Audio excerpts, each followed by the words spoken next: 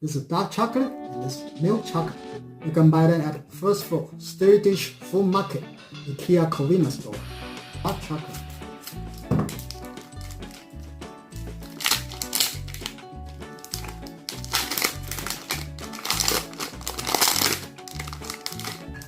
You buy the chocolate in summertime, you gotta put it in the cooler so it will not melt it.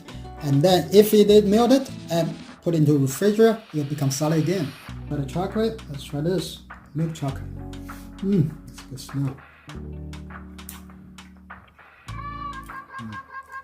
You got chocolate and milk taste together. That's good. It's a little bit sweet. Dark chocolate. That's good chocolate smell.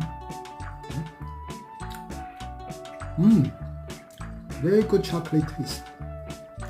A little bit bitter. Now compare those two, I like dark chocolate better.